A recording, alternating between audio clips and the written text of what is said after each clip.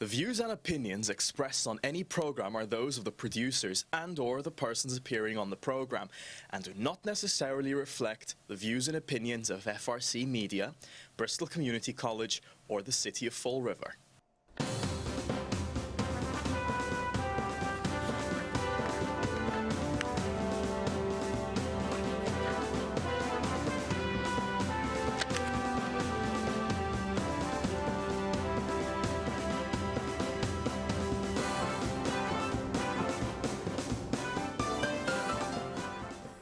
Well, hello. Welcome to Spindle City Straight Talk. I'm Chip. And I'm CJ. And it's Monday. Good morning. It's Monday, the beginning of another week in a rev. Good morning, Fall River. Yes, yes. And let's see, what are we going to lead with today, CJ? Well, I think we should lead with a bang bang. Yeah. Well, yeah, Marc Monroe again talks. You know, there he goes talking about reality again, and I, you know, one of the things I liked in the article is this. You know, he talks about living. He said, right now you know you're safe, which is obviously satirical. You look out the window of your house in an increasingly shaky Fall River neighborhood. And that's happening throughout the city. It's getting, you know, they're talking about bringing people in. And so far, the last 10 or so years, number one, we've had virtually no population growth. It's 0.1% because anybody who can leave, leaves, and then they're replaced by people who make the neighborhoods increasingly shaky. And it's beginning to encroach. And of course, we're not going to help it by putting in more market rate housing, which will then become subsidized housing when they can't rent all this property, because I don't know how we need all these subsidized housing. That's the reason we need more of it. Even though our population is not growing, the demographics of our population are growing. We're getting fewer and fewer people that can afford to buy a house, and that's one of the problems with the city. But again, remember, according to the mayor, market rate housing isn't subsidized housing. It's not low-income housing. At least at the outset it isn't. At least not yet, exactly. Yeah, not yet. Not yet. All we got to do is, we've got the example, and one of the greatest examples. All we got to do is point a finger toward the water and go, Point Gloria. That's right. Point Gloria, and I knew a guy, actually, I knew someone, he was on a committee with me, half filled with Section 8s. Yeah, it's... because they couldn't sell them. So guess what? Look what's going to happen. It's going to be a little crazy, that's for sure. But when you're looking at what this is attracting, it's attracting a transient population. Yeah. They're coming in to get lower rates than they would pay in Boston or in Providence for rent. And they're not spending their money here because there's no place to spend your money in Fall River. Where are you going to spend it? At the theater? At the 110 Grill? At the Market Basket? Yeah, because this is the place to come for people who not only transient, but, you know, I mean, we're getting influxes, obviously the overflows from the drug treatment. When they get out of the drug treatment centers, they're staying. We get people. As a matter of fact, all we had to do, classic example was last week. The guy who put lighter fluid on his girlfriend and set fire to his house in Wareham, where was he arrested? Fall River. Fall River. He ran to Fall River. So this is like, you know, build it and they shall come. Well, we've already built it and it's here, and they all come. How many people have we seen arrested? Where was the big drug bust? They were picking up their drugs in Providence, the biggest drug ring they've broken up and I don't know how long. 30-some people they arrested, most of whom were from Fall River and Somerset. So where was it? Fall River. Majority of people were from Fall River. So, you know, I don't know what kind of, you know, they're not even rose-colored. I don't know what color the glasses are that these politicians look through. They also got blinders on, because obviously they're not paying attention to the city. And as you said, it's not only the people who are transient that don't shop in Fall River. They go back to their neighborhoods where they used to live. It's only a 15 or 20-minute drive. They go back to Providence and they come back here. The same thing with the people who see Fall River through those whatever colored glasses with the blinders on. They don't live in these neighborhoods that are becoming shaky. They live in the more affluent areas. And they don't go to Fall River. They go to Providence. They dine in Providence and Boston, and they go on vacation to Fiji and places like that. And they go to Portugal on our dime. And the reality is they don't live in our world. They don't walk the streets of Fall River. They don't go to they don't go to the places in Fall River to eat. The only time they show up at a Fall River eatery is when they're looking for votes. They're going to have a breakfast or a coffee or something with people around election time. That's the political way. And people just, they're not paying attention, because you should be infuriated at this kind of stuff. Absolutely infuriated. It doesn't happen, though. People have short memories. They have very short memories, and they don't understand what's happening. That, these buildings may be wonderful and offer all the amenities, a gym and a basketball court and all this other tennis courts or whatever they may be doing. And it's going to be kind of hard. But, in New York, I'm going to tell you what happened in New York. In New York, they have market rate apartments in New York that have all the amenities, steam rooms, tennis courts, weight rooms, all of this. And they have low-income people living in these facilities. But the difference is that their keys don't let them into the amenities. So they still get the low-income people, but they don't get the access to the gym or the steam room or the tennis court. Their key only lets them into the front door of the building and into their apartment. That's God, it. I'm surprised they haven't filed lawsuits, because they're all stressed out because they can't get in. But that's how they do it. So I understand that. But years ago they did a documentary on a high-rise, low-income building that they completely renovated and spent hundreds of millions of dollars renovating the thing. Then they went back 5 years later, and it was in worse condition than it was when they renovated it, because people, they're not paying, they don't care. But, the thing is, it's not something that's unique, and it really irritated me, because this weekend was a real good weekend for, if you will, you should watch the news and pay attention. On Sunday, and I think Saturday night first was the first one, they had a documentary about this guy that was he came up with this, absolutely simplistic way to file your taxes, where about 90% of the people in California could file their taxes. And they did it on a pilot program, and it was hugely successful. But it was only given to a small segment of people. It was kind of like punch in the numbers. It tells you where to get it from your W-2 form and stuff. And, it was simple, far simpler than TurboTax or one of the other ones and stuff. And it was free, absolutely free. And he was on there complaining because he's using his own money now to fight big companies. Because government and big companies are both the same, and they're hand in hand because they give money to politicians. The politicians in California will not fund this program to be extended to all the people of California. Why?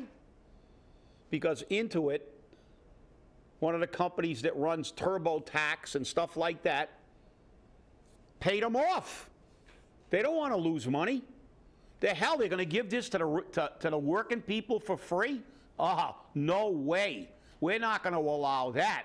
And they threw $250,000 into advertising and to deal with their products. And also against this, the politicians are blocking it in the California House and Senate. They're not going to allow it to go. Why? Because it helps the people. Look at Big Pharma. Look what the pharmaceutical companies are doing to the people of the United States. They're allowing people to die for profit and selling the drugs to the people in the nation that they are located in at the highest price in the world. You can go anywhere else in the world and buy American drugs cheaper. Now you got a lousy tax preparation thing. And the California Senate is going to block it. And then we had, what's his name, Pruitt. We had this Senator Ron Johnson from Wisconsin on Meet the Press. And if you want to see somebody that you want to see what politics is, go on your On Demand and get Sunday's Meet the Press and watch this guy dance. I mean, he's a better tap dancer than Fred Astaire and Gene Kelly put together. He talked without answering a question, never committed to anything. Well, do you think, well, you know, and then they talked about justifying somebody that Pruitt, who was using taxpayer money for huge security details and to stay in, remember this, like fancy hotels and taking private jets for personal use. Oh, didn't we just have that happen to Fall River? Yes, that's right. That's why it really struck a chord. How, you know, it's from top to bottom and bottom to top. You give these people, that's why you got to throw them out every other election at the most, because you know what their justification for this guy spending obscene amounts of money? And they wouldn't answer the question because he kept saying, so are you saying it was okay? Well, you got to look at the big picture. The big picture. He's doing a good job. So I guess if you work at a factory and you do a good job, you can go call the government and they'll give you a private plane to go somewhere. Maybe even pay for your drugs. Yeah, fat chance of that. So, see, that's political speak. Big picture means, hey, don't look at us misspending. Don't look at us getting our stipends for doing work that we're not supposed to be doing, or even if our contract says we're supposed to do anything we're given. Don't look at that. We'll try to say we're doing a good job so we can abuse taxpayer money. So that's the big picture. But when we want to look at the big picture, they go, oh, wait a minute. Let's look at this. You got to look at this. You got to look at the tree, not the forest. You know, this is one of the reasons why that people who pay attention to this go bananas after a while. You know, you want to hit yourself in the forehead with a hammer a few times just to clear your head, because you look at this stuff and it's like, how do these people stay in office? And they stay in forever. And they just keep doing it. Whether it's the Fall River City Council, you know, flapping their gums about, you know, spending and questioning ad nauseum about everything and then voting for it. Or it's the federal government having not one, but 2 hearings on pharmaceutical drug costs, and what's happened? Nothing. Absolutely nothing. That's the problem. And you know who's at fault? The voters. They keep these bozos in office. And that's the problem. That Johnson is a absolute, I mean, he is the poster child. I mean, he's got the nice suit, the nice tie, and he's going to bring in all these, well, how about Russia? You think the president's a little soft on Russia? Well, I don't envy the president, his job, and blah, blah, blah, blah, blah. And you've been a little outspoken. No, they're only outspoken when they're in front of an audience. Then they go back and do nothing, just like the drug hearings. That was just a dog and pony show to make people think that they cared. Have they passed one piece of legislation? Did they take that pay raise away from the senator's daughter that jacked up the EpiPen? No. Has the federal government stepped in for the pharmaceutical companies? No. Has the Fall River government stopped this insanity about giving everybody stipends while they're doing nothing and then paying them with federal warning, which, by the way, may be illegal? And I saw the weekend flush when you alluded to that, CJ. I know. Federal money paying Kathy. Well, if she's working for CDA, are we docking her pay for not doing her job for the city? And if she's being reimbursed, what is she? Is she a liaison? Is she a temporary employee of CDA? She's not. She works for the city, but CDA's paying her. What are they paying her for? They're paying her as an employee? oh no, they're reimbursing her for the work she's doing, but so technically she must be doing work for them or work they should be doing to give somebody else that job, even if it's a part-time job. I know a lot of people in Fall River that'll take a part-time job for 15 grand, like Monica Souza got 15 grand. I know a lot of people that'll take those part-time jobs, and if it hasn't been done already, I'm sure that there's going to be a complaint filed with the feds about this. Well, interestingly enough, the way that this skeevy deal is being done is the mayor is going to bill CDA. They have a contract with CDA for the services. But what services? Right, because guess what? Their contracts, both of them say, and duties as assigned. She's working for the city of Fall River on the tourism. How can he bill her for doing her job? That's not her job. That's right, but if he assigned her those duties, as you said, as her contract says, and any other duties assigned by the mayor, why is CDA paying her? Right. Because the only way CDA can reimburse her is if she was working for CDA, which she can't. She can't, and neither can Monica. That's why Eddie Lambert got told about that. You can't do that, because now that's a question of legality. Why are we getting federal money reimbursed for her doing city work? She's working for the city of Fall River as a city administrator. And she's talking about how she's working for the city, but she's getting paid by the feds. She's not working for CDA. She's got a contract with the city. I want to see the contract with CDA. And because they're running it through the mayor's office, doesn't make it legal. It's a shell corporation. That's what drug dealers do when they run money through everything to launder the money. That's a shell. The mayor's acting as, and the city of Fall River is acting as a shell corporation. So they're not going to pay her directly. They pay the mayor who pays her, but it's still the same thing. Federal money is paying her to do work that she's not doing for CDA. She's doing it for the city of Fall River. Why? She needed $15,000 more a year in her pay to bring her up to $65,000. Yeah. Okay? And there's no money in the budget for that. So this way they get the money by taking it from CDA. This is how we play the shuffle. Of course. Yeah. But remember, it's only like the connected people can get those kind of pay raises. Everybody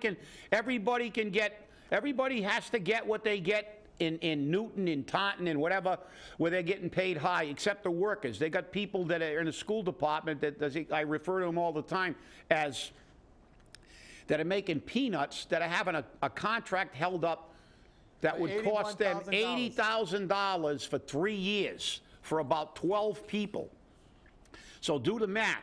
But Mary Sahadi and Kathy get $73,500 for a pay raise for 2 people, and they're holding up a contract for people who everybody I've talked to, they say they do an excellent job, and they're the lowest paid in the state. So that doesn't apply to them.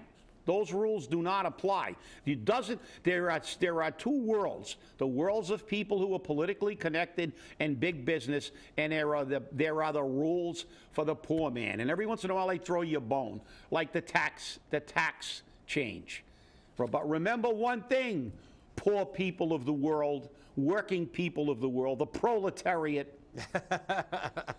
Remember one thing. That tax has got a sunset clause in it. It's going to go away. It's going to disappear for you. Not the 14% tax decrease they gave big business. That's never going to go away. It's like a temporary fee or a temporary tax.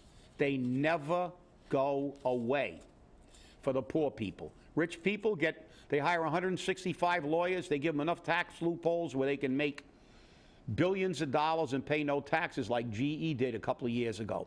They have 165 lawyers working for GE.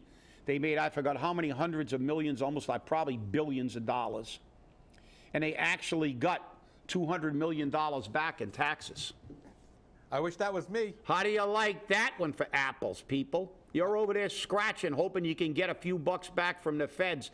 And one of the biggest corporations in the United States got $200 million back after making billions of dollars in profit. Yep, that's fair. Keep voting these clowns in. Keep voting them in. I wish it was me. I wish it was me. Hey, do you remember Weaver's Cove? Oh, yeah. Do you remember Montaup Electric? Yeah. Guess what? Yeah. The guy who bought it made his money back on it already, Yeah. and now he wants to sell it because he doesn't want to do anything with it. Of course. I have an idea. Maybe the city should buy Weaver's Cove for $1.3 million and make that the fairgrounds for the city. Be a nice little fairgrounds, wouldn't it? You could do all kinds of different things. Well, maybe they can buy it and roll it over like this guy did. Who knows? Yeah, I mean, but but again, look, this city is only good at spending money. That's what they're best at. And like I said, my buddy Milton, give them the Sahara Desert, they'll run out of sand in 5 years. That's the only thing that government is good at is they can live large, get private planes, stay at the Waldorf Astoria, do whatever they want, and then it's on your dime. But what's interesting about this whole deal is the company, which is Everett developer William Thibault, yeah. Thibault, they won't tell you how much they want for the land. We know how much they paid for it, but they won't tell us how much they want to sell it for. Now, the Shell land, which is Weaver's Cove, is still on the hook for all the environmental remediation, and Shell has to pay for that still. Yeah. So I don't know why he didn't stop pushing it, and he got all upset because he wanted to put, he wanted to fill that up a little bit and cover it, but the city required clean fill, not urban fill. He required clean fill, and he didn't like that. And he Why not? We could have a toxic landfill in the back there, have people go through if they wanted to glow in the dark. That's it. Why not? You know. But but let's face it. In Fall River, that's considered an explanation. I got a plan, but we can't tell you what it is. Exactly. And I got something for sale, but I won't tell you the price. So welcome to our world. Yeah, just buy it. Hey, making it a secret is acceptable in Fall River. Now, this is an interesting plot, okay, of the mayor's. He wants to have RIPTA and SRTA create a joint venture or work on a bus connection between Providence and Fall River and Tiverton, being Twin Rivers. Now, RIPTA has every desire to have a bus run to Twin River. That's in Rhode Island. They can do it. Run that bus right down to I-95, right into Tiverton, get off at the Tiverton exit, take the bus down there. And they're not doing interstate transit. SRTA can't go into Twin River because they're a regional transit authority and they're Massachusetts. And if they start taking people across state lines into Tiverton, they become an interstate transit, in which case they lose their federal money. RIPTA will also lose their federal money if they do that. So what do you do? Take a bus down to the mall, and then they'll have shuttle buses. Believe me, casinos will figure a way to get you in. Oh yeah, I know they will. You know, this is absolute. You know, these people, like I said, they don't live in a real world. This is a big political thing to make some money and get somebody in, because it's not rocket science. Believe me, if you get anywhere near Foxwoods, you can get the Foxwoods. There are shuttles from the motel that belongs to Foxwoods. They've got shuttles. You go anywhere, there's shuttles. You go. They want to get you in there. There are buses leaving from Fall River to go to Twin Rivers in North Smithfield already. There are you're going to tell me that you can almost throw a rock from the shopping center to the casino parking lot, that they're not going to be shuttles available? You're not going to be able to get a shuttle? I mean, if you stay at a motel near Foxwoods, there's shuttle service available to the casinos all the time. You don't think they're going to find some way to get people in that are going to spend money? One thing about casinos, unlike Fall River, they know how to market. And not only do they know how to market, they know how to bring you in. That's right. That's their whole That's their whole They take that lasso, pull it on, and pull in, baby. Yeah, and once you get in there, they don't ever want you to leave. That's why when you go to the major casinos, they've got shopping malls, they've got multiple restaurants all over the place, and they've got stores you can buy. They even got daycare in some of them. That's right, they do. They do. Some of them even have daycare. And what's the reason for that? It's a one-stop shop. That's it. You can gamble, and if you want to go shopping, you can go to the mall. If you want to get, they've got, in their fitness areas, they've got spas. If you want to go get a pedicure or a manicure, or you want to get your hair done, if you're, I do all the time when I go up there. but that's the thing. These things are, one thing about, like I said, casinos know, they've got the recipe for doing business. They understand how to do business. The last thing the casinos want to do is have you walk out their door to go anywhere. That's right. That's why when you go into a casino, like in Vegas, if you guys have never been to Vegas, go to Caesar's Palace. Caesar's Palace is set pretty well back from Vegas Boulevard. They have a moving walkway like they do in the airports to go in. Going out, you're on your own. You got to hoof it. You already spent your money. You're leaving their property. There's no moving walkway then. They're going to make it as hard as possible. So stay in there. You getting in is easy. Getting out, you're on your own. That's they'll carry you in if they have to. I know, they will. They'll get a rickshaw. That's right. Yeah. But, it's interesting what we're coming to. Raffa's in Somerset. They're now catering to diners with Alzheimer's and autism and disabilities. They're now a Purple Table Reservation store, and they're the first one in the area that's like that. I think that's a great thing. It is. It is really that's a great thing. It's really great to see. But you'll notice it's not in Fall River. It's Somerset. Yeah. Yeah, and Raffa's been around for years in New Bedford and Raffa's and stuff. And but it's really nice to see because, rather than seeing some of the stuff we see money wasted, it's nice to see a restaurant pay attention to the fact, and especially, people with disabilities and Alzheimer. We all know how tragic that disease is. Yes, because sometimes, you got to realize that sometimes when you see somebody there dining with a little, that may be one of the last times they have any lucid moments to be able to communicate with their loved ones. That's, and they're all terrible diseases, but Alzheimer's is really amazing. And it's like, maybe, like I said, it'll bring a little bit of a glimmer of a little bit of happiness for a little while to some people. It's really good because kudos to Raffa's. Yeah. I go there a lot.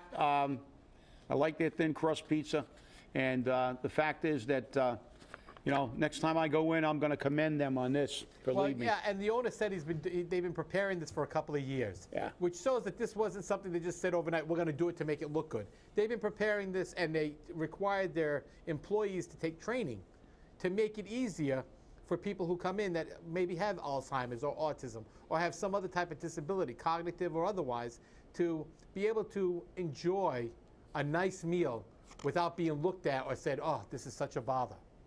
And I think that's impressive. It is. It's very impressive, especially, when, we have, very little accommodation, far too little. So stay angry, people, and remember, you're not going to get a break, but they will. At least somebody will. Have a great day. Yeah. We'll see you on Wednesday. Yeah, big companies.